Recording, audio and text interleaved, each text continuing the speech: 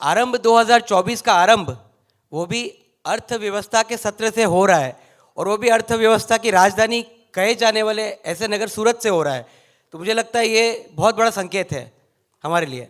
तो सबसे पहले हम बात करेंगे, एक बड़ा मीडिया में फेमस चर्चित टर्म है द लॉस्ट डेकेड, अर्थात 2004 से 2014 का जो काल था उसे लॉस्ट डेकेड कहा गया कि पॉलिसी पैरालिसिस था, देश ने तरक्की नहीं की, जो सोचा वो हासिल नहीं कर पाए।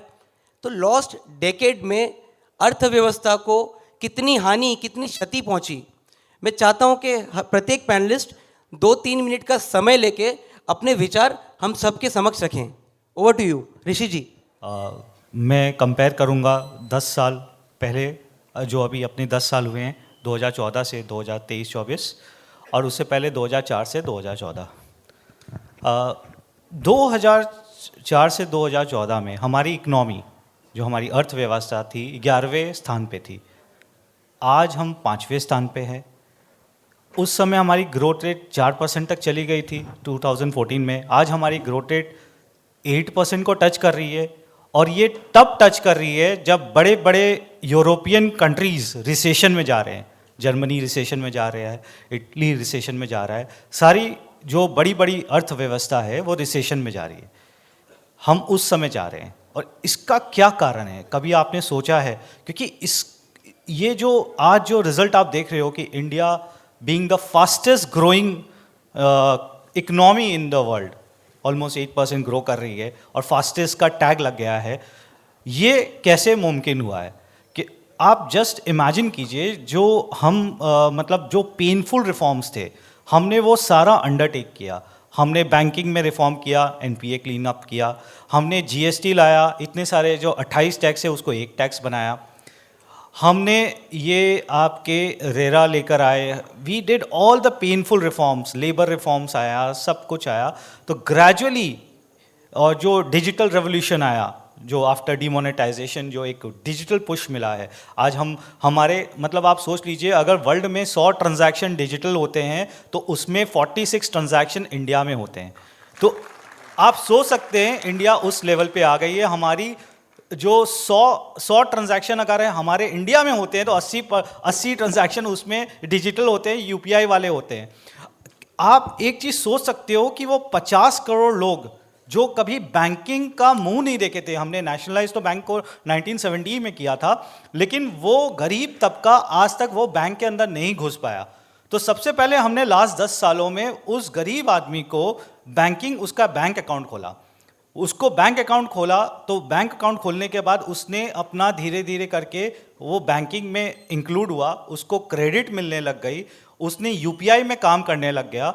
वो यूपीआई पे, जैसे एक चाय वाला है, आप जस्ट सोचिए, एक चाय वाले को भी पता नहीं है कि वो यूपीआई में पैसा ले रहा है, और उसकी एक क्रेडिट हिस्ट्री बन रही है, उसके बैंक स्टेटमेंट में वो पैसे आ रहे हैं, रिफ्लेक्ट कर रहे हैं, और वो रिफ्लेक्ट करने के बाद बेसिकली क्या हो रहा है, उसकी क्रेडिट हिस्ट्री बन गई है। उसको खुद को पता नहीं है कि वो दिन में 100 चाय बेच देता है, 10 रुपये के हिसाब से भी चाय बेचता है, तो 1000 रुपये की चाय बेच देता है, और 1000 रुपये की चाय के हिसाब से महीने की 30,000 की चाय बेच देता है, और साल की वो 3-4 लाख की चाय बेच देता है। उसको खुद को रियलाइज नहीं था ये वाली चीज़।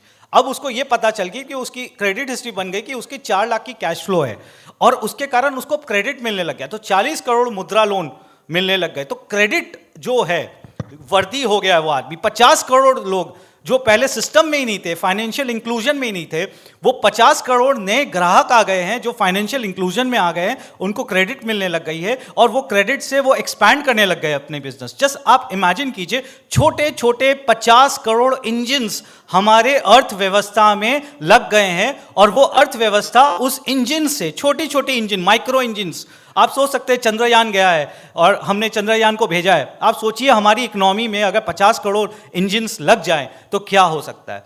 तो ये वो उसका है कि हम बाहर की जो दुनिया है उनसे इंसुलेटेड हो गए हैं, बाहर के रिसेशन से इंसुलेटेड हो गए हैं, और हमारा ये ग्रोथ इंजन है जो हमें एक अलग दिशा पे लेके जा रहा है, ऊपर की दिशा पे लेके जा रहा है, और बिना कोई ओवर हीटिंग के लेके जा रहा है। हमने अपना सारा का सारा लास्ट 10 साल में लीकेजेस बंद किए। पहले एक जमाने में हमारे प्राइम मिनिस्टर बोला करते थे कि 1 रुपया भेजते हैं तो 15 पैसा मिलता है।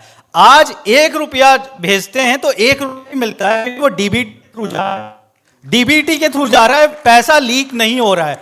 गवर्नमेंट जो भी पैसा भेजती है 25 लाख करोड़ लास्ट 10 साल में और 25 करोड़ लोगों को मिला है, तो आप सोचिए लीक नहीं हुआ है तो उसमें कितना पैसा बचा है। हमने फेक राशन कार्ड को, हमने सारे धीरे धीरे करके जितने भी फेक गोस्ट बेनिफिशियरीज है उसको हटाया और हमने 2,70,000 करोड़ रुपया बचाया है। और 2,70,000 करोड़ हमने इन्वेस्ट किया है कहां पर? रोड्स पे, पोर्ट्स पे, एयरपोर्ट्स पे, इंफ्रास्ट्रक्चर पे। मतलब जितना इन्वेस्टमेंट 1947 से लेकर 2014 तक इन्वेस्टमेंट नहीं, उतना इन्वेस्टमेंट हमने 2014 से लेकर 2024 में किया है। तो आप देख सकते हैं स्केल, स्पीड और साइज किस लेवल की थी और किस लेवल की है। सेकेंडली, हमने वो इंफ्रास्ट्रक्चर से हमारी प्रोडक्टिविटी बढ़ी है।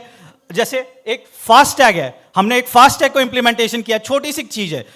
आप सोच सकते हो फास्टैग से हमारे देश में 70,000 करोड़ रुपए का ईंधन बचा है, क्योंकि वो जो हमारी ट्रक्स थी, कार्स थी, जिसको 7 मिनट से 12 मिनट तक वेट करना पड़ता था, आज वो 47 सेकंड में वो निकल जाती है ऑन एन एवरेज।